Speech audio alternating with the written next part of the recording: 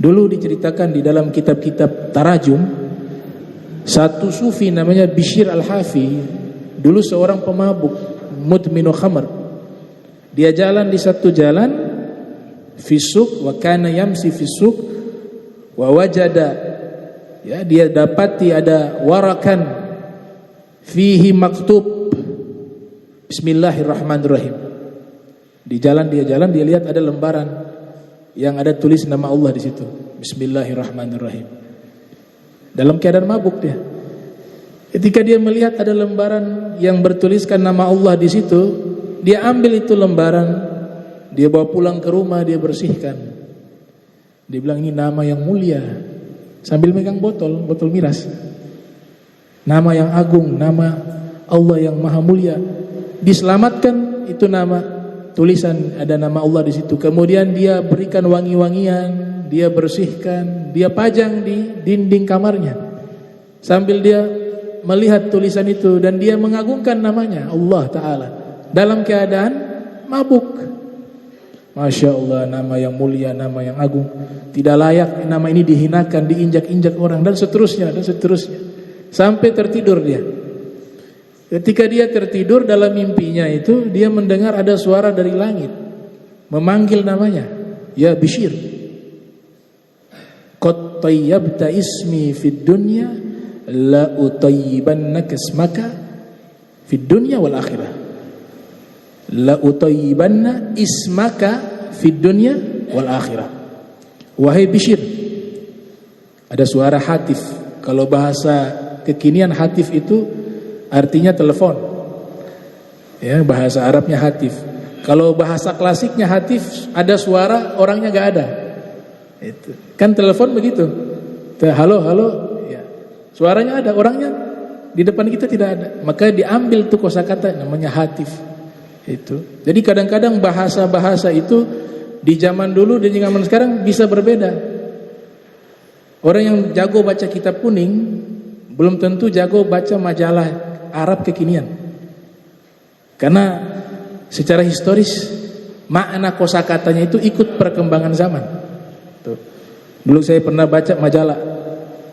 Setiap ada dapat majalah di Dubes Saudi dan Dubes Abu Dhabi di Jakarta, saya punya kakak sepupu sering kasih majalah Arab.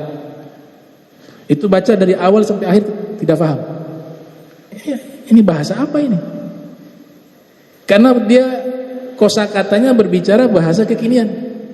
Dapat satu kosakata membingungkan. Jadi sudah dan bertahun-tahun baca itu majalah, alhamdulillah faham.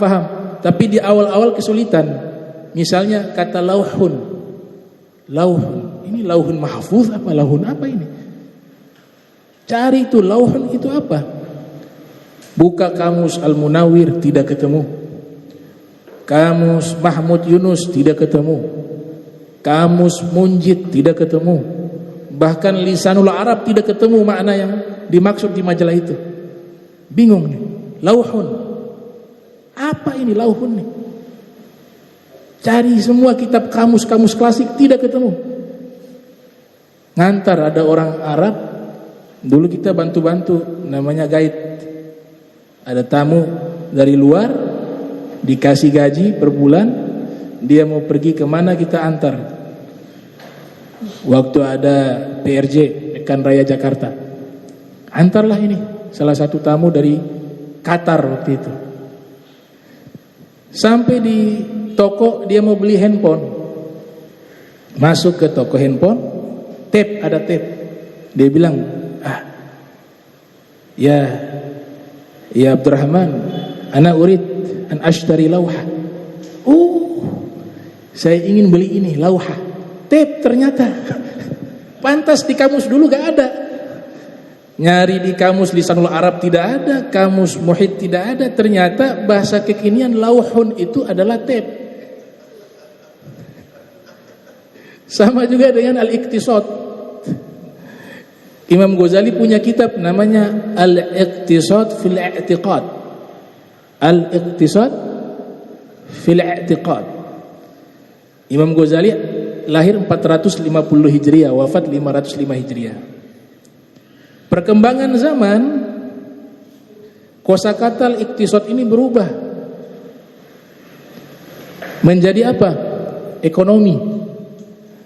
Makanya ketika di zaman kita disebut ilmu al-iqtisad atau wazir al-iqtisad, ilmu iqtisad, wazir al-iqtisad, wazir itu menteri, iqtisad ekonomi. Nah itu diartikan ekonomi di zaman kita, tapi di zaman Imam Ghazali bukan ekonomi. Masa diartikan al-iqtisad fil i'tiqad, ekonomi di dalam akidah, kan nggak bisa. Al-iqtisad artinya al-i'tidal di situ. Di zaman dulu artinya apa? Keadilan, ya, objektif di dalam akidah. Dia berubah dengan zaman, jadinya ekonomi sekarang. Ya, itu beberapa hal terkait perkembangan perubahan kosakata karena sebab perkembangan zaman. Begitu juga tadi hatif tuh. Zaman dulu artinya ada suara, orangnya tidak ada. Zaman sekarang telepon. Nah, dia mendengar hatif Bishr al-Hafi dari langit. Itu hatif mengatakan, wahai Bishr, kau telah muliakan namaku di dunia, maka aku akan memuliakan namamu di dunia dan di akhirat. Bangun dari tidurnya, dia tobat dari minuman keras, kemudian Allah berikan ilmu laduni. Dan diangkat magomnya menjadi seorang sufi yang sangat terkenal. Kalau kita baca kitab-kitab biografi para sufi, pasti nama beliau masuk, gak pernah tidak. Ya, sezaman dengan Imam Musa al-Kadzim, bahkan menjadi murid dari Imam Musa al-Kadzim. Kita baca kitab Hilyatul Awliya wa Tabaqatul Asfiya, disebutkan biografi beliau. Kita baca kitab Al-Bidayah wa Nihayah, juga ada kutipan beliau di situ. Kitab Al-Muntazam ada nama beliau. Kitab Tabaqatul Awliya Ibnu Mulakin ada juga nama beliau. Syiaru A'lami Nubala ada nama beliau. Semua kitab-kitab yang membahas tentang biografi para ulama, para sufi, nama beliau selalu masuk. Bishr al-Hafi itu dapat apa? Ilmu laduni karena mengagungkan nama Allah. Lihat ada lembaran di situ yang bertuliskan nama Allah, secara spontan dia muliakan, dia selamatkan. Maka Allah angkat derajatnya.